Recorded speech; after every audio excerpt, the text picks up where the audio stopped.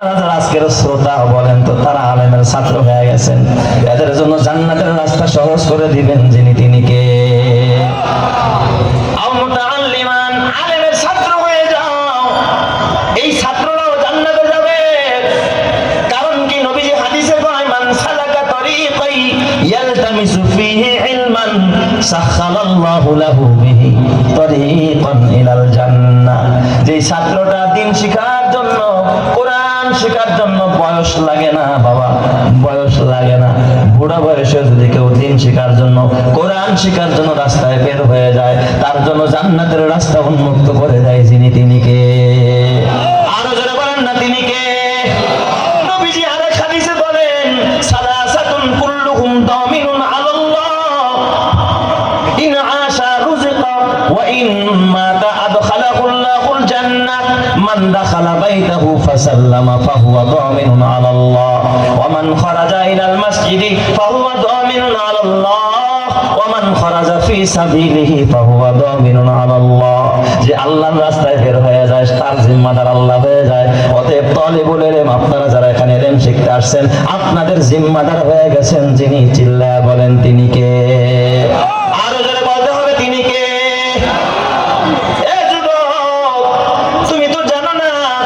তোমার তো বুঝ নাই রে বাবা, ওই যে জামিয়া আজহার মিশরের একটা অন্যতম বিশ্ববিদ্যালয়, শুধু মিশর নয়, গোটা পৃথিবীর ভিতরে মুসলিম দেশগুলোর ভিতরে জামিয়া আজহার একটা অন্যতম বিশ্ববিদ্যালয়। আমাদের বাংলাদেশ থেকে অনেক তালিবুল ইলমরা জামিয়া আজহার মিশরে পড়াশোনা করে। যেমন আমাদের দেশে এসে তারা টাইটেল লাগায় আজহারি, আছে না নাই? তার মানে এরা আজহার বিশ্ববিদ্যালয় থেকে পড়ে আসছে। এই জামিয়া আজহারের এক ছাত্রের ঘটনা, বড় একজন আল্লাহর ওলি, যুগ শ্রেষ্ঠ বুজুর্গ আল্লামা আলী নদভী রাহিমাহুল্লাহ, তার কিতাবের মধ্যে ঘটনা লিখেছে, জামিয়া আজহারের ঘটনা। একজন তালিবুল ইলম মাদ্রাসার ছাত্র, দেখেন না ছাত্রদের কত দাম, তালিবুল ইলমের কত দাম। কেন আল্লাহর নবী কয়, আও মুতাআল্লিমান, ছাত্র হয়ে যাও। লাভটা কি? ছাত্র হইলে লাভটা কি? আজহারের ছাত্র বহির্বিশ্ব থেকে আজহারে পড়তে আসছে, বাড়ির সাথে যোগাযোগ কাটা হয়ে গেছে, যোগাযোগের ব্যবস্থা নাই, টাকা নাই, খাবার নাই। ওখানে মানুষ কেউ হোটেলে খায়, কেউ মেসে খায়, কেউ নিজেরা পাকায়া খায়, পয়সা নাই, খাইব কি দিয়া?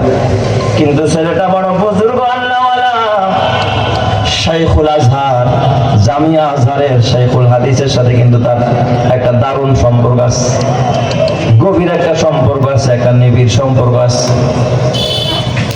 এই অসহায় ছাত্রটা একদিন যায়, দুই দিন যায়, আমাদের দেশের এই কওমি মাদ্রাসার ভিতর মত এরকমের নীলাবরী ওখানে নাই।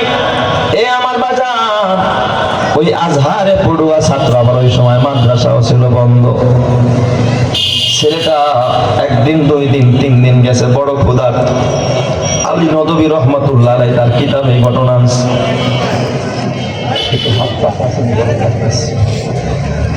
আলী নদভী রহমাতুল্লাহ আলাইহি লেখেন, এই আজহার বিশ্ববিদ্যালয়ের ছাত্র, ওই ছেলেটা বড় ক্ষুধার্ত, সহ্য করতে পারে না। জুমার দিন শাইখুল আজহার, আজহারের শাইখুল হাদিস যিনি, তিনি জুমা পড়ায় যেই মসজিদে, ওই মসজিদে জুমা পড়ছে। 3 দিনের ক্ষুধার্ত বাচ্চা ছাত্র মানুষ।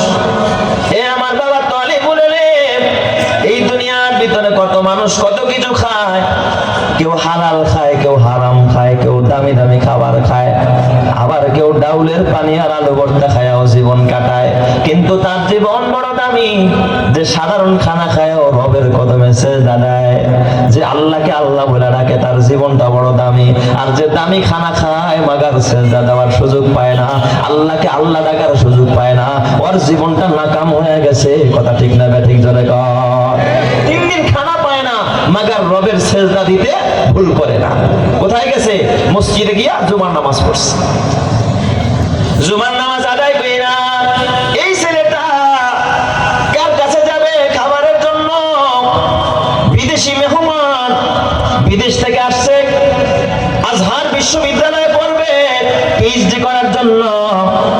জুমার দিন বের হয়ে যখন মাদ্রাসা মাদ্রাসার পেছন দিয়া মসজিদের সাইড দিয়া যখন মাদ্রাসায় রওনা করছে, হঠাৎ দেখে এক বাড়ি থেকে কোরমা পোলাও আর রোস্ট আর বিরিয়ানি, দামি দামি খাবারের সুস্বাদু খাবারের ঘ্রাণ আসছে। ছেলেটা ওই জায়গা দিয়া যায়, কিরে এখানে এত সুন্দর ঘ্রাণ, কিসের ঘ্রাণ? পর্দাটা ফাঁক করে ভিতরে তাকাইয়া তাকা দেখে হরেক রকমের খাবার সাজায় রাখছে, কিন্তু খাবারের কাছে কোনো মানুষ নাই, কাউরে দেখা যায় না। ছেলেটা 3 দিনের ক্ষুধার্ত, মনে মনে ভাবে আল্লাহ আমি 3 দিন হয় খানা খাই না, রব্বুল আলামিন এখানে কোনো মালিকও পাই না, ওগো আল্লাহ আমার পেটে ক্ষুধা, তাহলে আমি একটা কাজ করি, আমি কিছু খানা খাইয়া লই, পরে মালিক পাইলে মালিককে ডাক দেয়া বলবো, ও মালিক আপনার এখান থেকে কিছু খানা খাইছিলাম, খানার টাকাগুলো আপনি আমার কাছ থেকে নিয়ে নেন, বাবা যখন দেশ থেকে পাঠাবে টাকাগুলো আমি পরিশোধ করে দেব।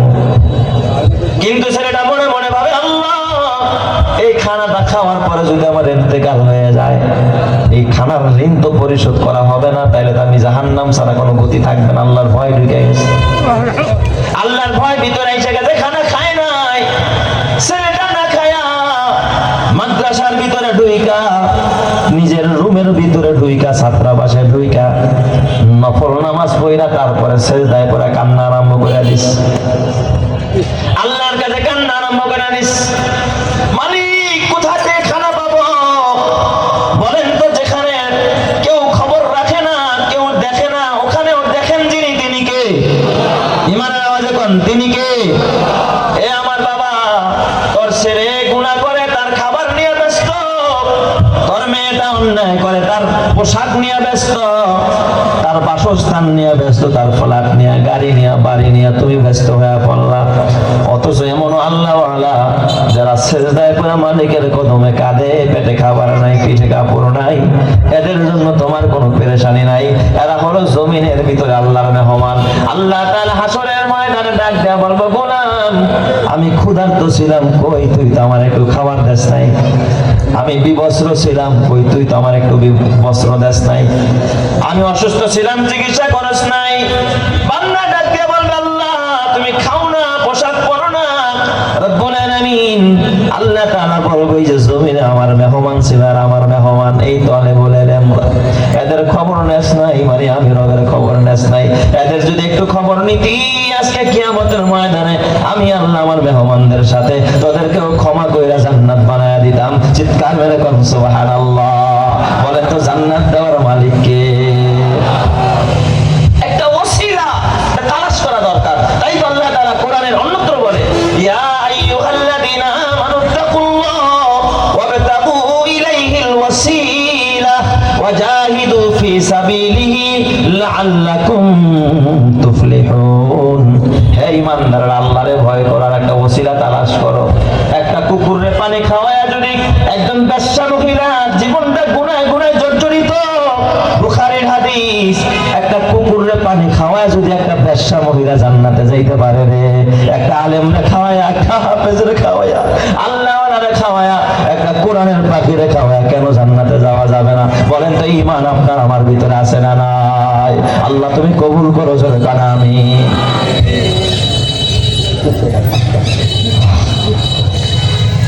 এ আমার যুবক ভাই, ও বুড়া বাবা, ও আমার পর্দার মা, মাগো, ওই ছেলেটা ঘরের ভিতরে একা একা কাঁদে, কেউ কাছে নাই, দেখার কেউ নাই, মা তার কাছে নাই, বাবা তার কাছে নাই, কেউ তার চোখের পানি দেখে না, কিন্তু চোখের পানি দেখেন একজন, তিনি কে? ওই আল্লাহ জানে কি জানে না? এই দিক দিয়ে ছেলেটা নামাজটা পড়া ডাইন কাতের মধ্যে শুয়ে রয়েছে। হঠাৎ শাইখুল আজহার, মানে আজহার মাদ্রাসা জামিয়া আজহারের যিনি শাইখুল হাদিস, উনি হঠাৎ করে রুমের মধ্যে দরজায় এসে আওয়াজ দেয়, এই ভিতরে কে আছো, দরজা খোলো। যার পিছনে জুমার নামাজ পড়ছে শাইখুল হাদিস সাহেব, খতিব সাহেব ওই মসজিদের, উনি আসছে, এই ভিতরে কে, দরজা খোলো। ছেলেটাই দরজা খুলে দিস, দরজা খুলে ডাক দিয়ে, বাবা আমি তোমার কাছে আসছি একটা প্রস্তাব নিয়ে। কি প্রস্তাব? আমি তোমার জন্য একটা মেয়ে দেখেছি, একটা মেয়ে পছন্দ করছি, তোমার কাছে বিয়ে দিতে চাই। সুবহানাল্লাহ, কালকে বলেন সবাই, আরেকটু জোরে কোন সুবহানাল্লাহ। কয়দিন ধরে পেটে ভাত নাই? 3 দিন। কয় তোর জন্য একটা মেয়ে পছন্দ করছি, ওই মেয়ে তোমার কাছে বিয়ে দিতে চাই। ছাত্র তো ছাত্র জানে আমার ওস্তাদ বড় ভালো, ওস্তাদটা আমার অকল্যাণ চাবে না। ডাক দিয়া বললেন, কোথায় হুজুর? কয় এলাকার একজন দিনদার জমিদারের মেয়ে, তার মেয়ের বিয়ে হওয়ার কথা, বরযাত্রী আসার কথা, বর প্রতির মধ্যে অ্যাক্সিডেন্ট করে শেষ হয়ে গেছে। বর মারা গেছে, এখন মেয়ের জন্য সব সাজানো, এই মেয়ে বিয়ে দেওয়া লাগবে। মেয়ের বাবা বড় মুত্তাকি, ভালো একজন সন্তান চায়, তাকওয়াবান ছেলে চায়। আর আমার পছন্দে তোমার মতো তাকওয়াবান আজহারে আর দ্বিতীয়টা নাই। আমি তোমারে পছন্দ করেছি কারণ আমার নজরে এই জামি আজহারে তুমি একজন কি মুত্তাকি। সুবহানাল্লাহ জোরে কোন সবাই। মুত্তাকির দাম দুনিয়া তো আছে, আখিরাত তো আছে, দাম বাড়ায় দিছে কে? লা ইলাহা ইল্লাল্লাহ।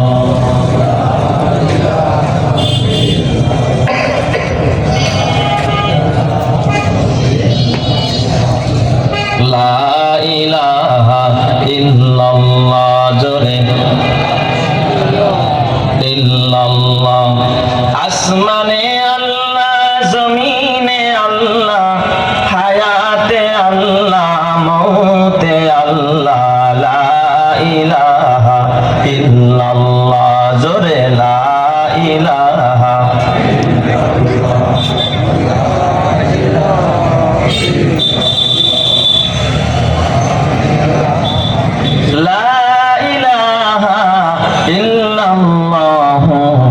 মুহাম্মাদুর রাসূলুল্লাহ সাল্লাল্লাহু আলাইহি ওয়াসাল্লাম।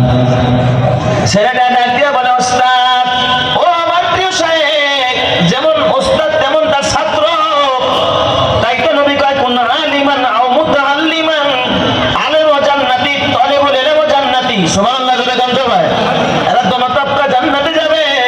ছেলেটা ডাক দিয়ে, ওস্তাদ, আপনি যদি চান আমি রাজি আছি। কয়, শোনো, তাহলে রেডি হয়ে যাও, জুমার মসজিদে আজকে এই আসরের নামাজের পরে তোমার বিয়ে হবে মসজিদের ভিতরে। ওই দিক দিয়ে ছেলেটারে, মেয়ের বাবা রেডি হয়ে গেছে, ছেলে রেডি হয়ে মসজিদে গেছে, বিয়ে পড়ানো হয়ে গেছে। ছেলেটা ডাক দিয়া বলে, বাবা চলো মেয়ের বাড়িতে যাই। এবার ছেলেটারে হাত ধরে আরো কিছু ছাত্র, আরো কিছু ওস্তাদরা নিয়ে যখন তারে মেয়ের বাড়িতে নিয়ে গেছে, ওই জায়গায় বলছিলাম জুমার পরে যেই বাড়ির পাশ দিয়ে যাইতেছিল আর সুন্দর সুস্বাদু গ্রান আসতেছিল, খাবারের গ্রান, আল্লাহর ভয় নিয়ে ওই বাড়ির খাবারের মধ্যে হাত লাগায় না। এই কার ভয়ে? আরো জোরে বলতে হবে, কার ভয়ে? আল্লাহর ভয়ে। এবার ওই বাড়িতে নিয়ে গেছে, দেখে হাজার আইটেমের খাবার। কয়, নাও বাবা খাবার খাও, এরপরে বিবিরে নিয়ে যাও। ছেলেটার সামনে খাবার দিছে, ছেলেটা হাওমাও করে কাঁদে, চোখের পানিতে বুক ভাসাইতেছে, কাঁদতেছে, অজোরে কান্না করতেছে। হুজুরে ডাক দিয়া বলে, এই বাবা, এখানে বিয়ে করাইলাম দেখে কাঁদতেছো নাকি? কয়, না হুজুর না। কি তোমার কি বাড়িঘর পছন্দ হয় নাই? কয়, না না, আমি তো গরিব, এরা তো জমিদার টাকাওয়ালা। তাইলে কাঁদো কেন? খাবার ভালো লাগে না, পছন্দ হয় নাই? কয়, না না, আমি কাঁদি আমার মাওলার একটা কুদরত দেখা কাঁদি। সুবহানাল্লাহ জোরে কোন সবাই। আরো জোরে কোন আল্লাহু আকবার। বলেন তো কুদরত কার? কাদের কুদরত উদারাদা খারচে খাহাদ আকুনাত মুরদারাও জাবা বখশাদ জিন্দারা বেজাকুনাত। কয়, বাবা কি কুদরত দেখলা, যেই কুদরত দেখে তুমি কাঁদতেছ? ছেলেটা ডাক দিয়ে কয়, হাওমা করে কাঁদে, ডাক দিয়ে, উস্তাদ, আপনার সামনে আমি গোপন করতে চাই না, আমি আজকে 3 দিনের অনাহারি ক্ষুধার্ত। আমার দেখেন পেটে ভাত নাই। আমি 3 দিন ধরে দুনিয়ার কারো কাছে আমার প্রয়োজন আমি পেশ করি না, যা পেশ করার ওই সেজদায় পড়ে আমার মালিকের কাছেই পেশ করি। কিন্তু আজকে জুমার পর এই পথ দিয়া যাইতেছিলাম, এই বাড়ির খাবারের গ্রাম শুই না আমি আর সহ্য করতে পারি নাই। ক্ষুধার তাড়নায় ভিতরে ঢুইকা দেখি পর্যাপ্ত খাবার, কিন্তু কোনো মানুষ নাই। মন চাইছিল একটু খাবার খায়া যাই, পরে বিনিময় দেয়া দিব, কিন্তু আল্লাহর ভয় ঢুকলো। আল্লাহ গো, আমি খাবার খায়া ওই টাকা আসা পর্যন্ত আমার হায়াত থাকবে কিনা নাই, ভয়ের কারণে আমি খানা খাই নাই। আল্লাহর ভয় নিয়ে, ক্ষুধা নিয়ে আল্লাহর ভয় নিয়ে আমি এখান থেকে চলে গেছি মাদ্রাসায়।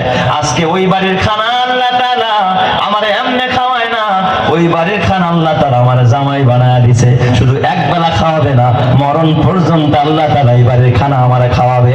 এটা এমনে এমনে না, তাকওয়ার বদৌলতে। কথা ঠিক না ঠিক জোরে কার? এই দুনিয়াতে তুমি যতই করো আমার চোখ বুঝেই দেখো, লাগবে তোমার শুধু যে আধার। যাদের প্রেমেতে তুমি গো আজ হলে দিওয়ানা, এরা জেনে নাও কেউ কবরের সাথী হবে না। যাদের প্রেমেতে তুমি গো আজ হলে দিওয়ানা, এরা জেনে নাও কেউ কবরের সাথী হবে না।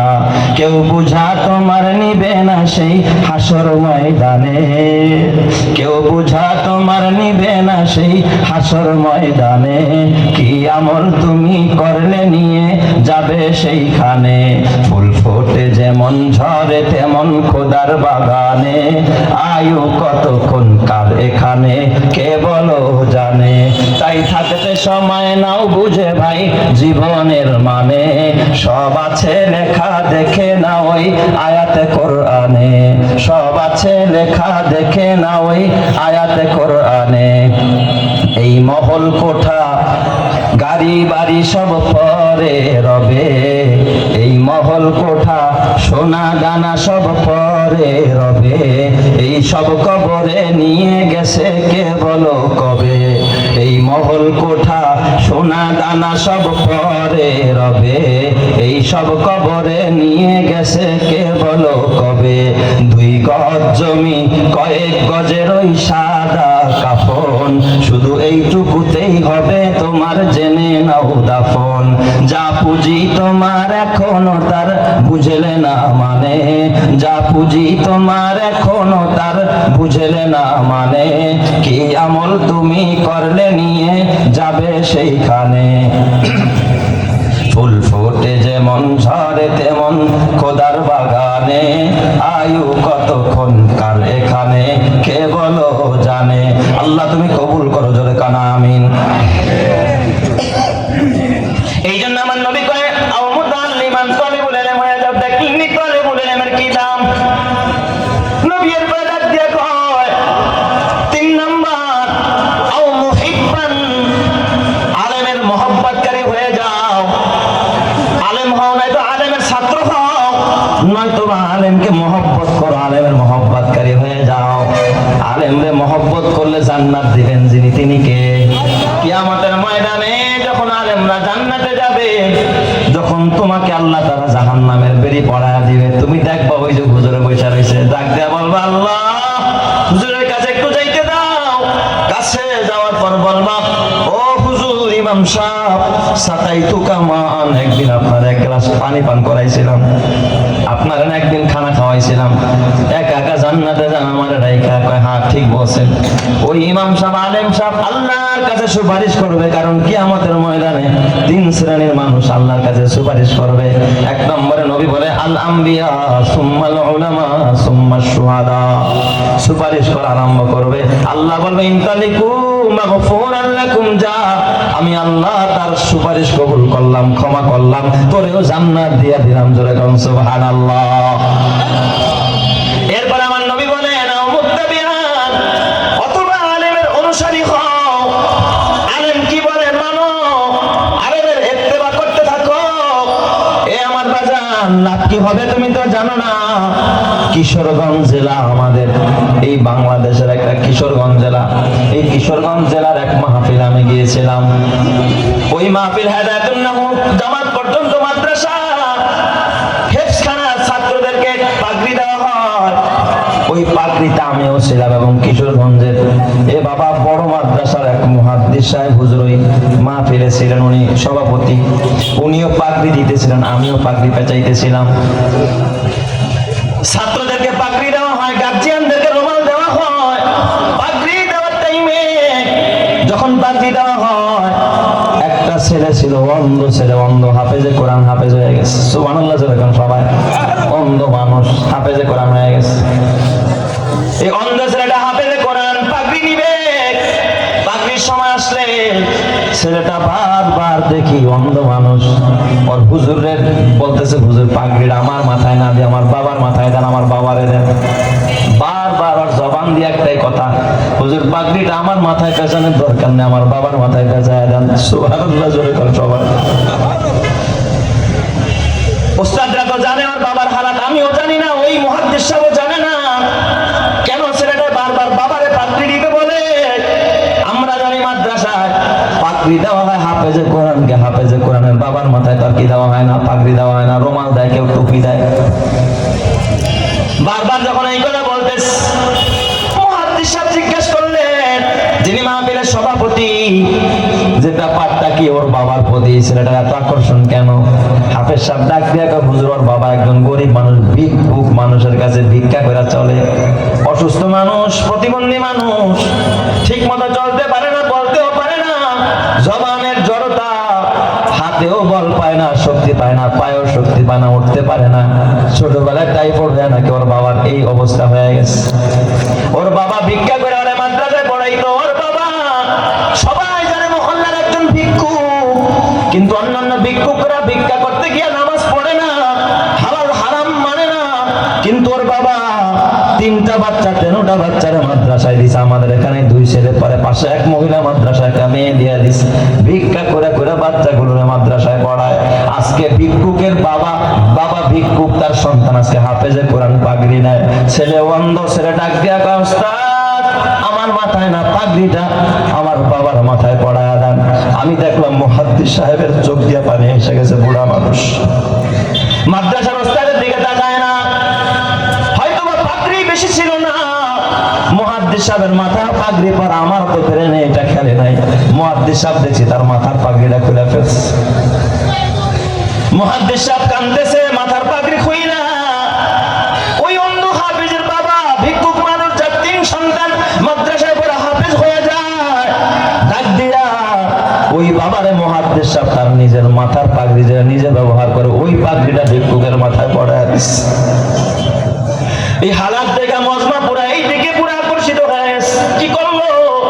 এত বড় একজন মুহাদ্দিস, তার ব্যবহারিত পাগড়ি, যেই পাগড়ি পরে হুজুর তাহাজ্জুদ পরে, ওই পাগড়িটা একটা ভিক্ষুকের মাথায় পড়ায় দিল। হুজুর দেখে তার সাথে বুক মিলায়, ভিক্ষা কইরা সন্তানদের হাফেজ বানায় ফেলছে, হাফেজের বাবা হয়ে গেছে। মুহাদ্দিস সাহেব ডাক দেয়া কয়, হুজুর আমি কেন দিলাম জানেন না? আমি তো দিলাম সাধারণ একটা কাপড়ের পাগড়ি, আমার রব্বুল আলামিন কিয়ামতে তোরে ভিক্ষুক কইয়া ডাকবে না, ওরে হাফেজের বাবা বলে ডাকাবে, নূরের নাম্বারে বসাবে। আমার আল্লাহ এই ভিক্ষুকের বাবার মাথায় নূরের টুপি পড়াবে, তাহলে আমার পাগড়ি দিতে সমস্যা কোথায়? চিৎকার মেরে কান্না আল্লাহু আকবার।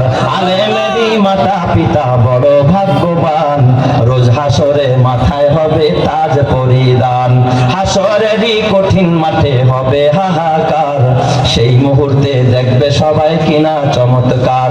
প্রশ্ন হবে মুকুট মাথায়, কে বা কাহারা? জবাব হবে আলেমেরই মা বাবা তাহারা। সেই মুকুটের জ্যোতি হবে সূর্য থেকে অধিক, যদিও তাহা এই দুনিয়ার ঘরে করে ঠিক। ওই সমস্ত মাতা পিতা বড় ভাগ্যবান, এই জগতে নেই কেহ হয় তাদেরই সমান। এই জগতে সবার ঊর্ধ্বে এলেমের ঈমান, ওই এলেমকে যাকে খুশি আল্লাহ করেন দান। এই এলেমের গুণে আদম সম্মানিত হয়, ফেরেশতারা সেজদা করে কোরআনে তা কয়। এই জগতে যাদের সিনায় দ্বীনি এলেম নাই, তাদের মতো হতভাগা আর তো কেহ নাই। কথা ঠিক না ঠিক জলে কয়? এই জন্য আমার বাবা আল্লাহর নবী কয়, কুন আলিমান আও মুতাআল্লিমান, আলেম হও, আলেমের ছাত্র হও, আও মুহিব্বান, অথবা আলেমরে মহব্বত করো, আও মুত্তাবিআন, অথবা আলেমের ইত্তেবা করো।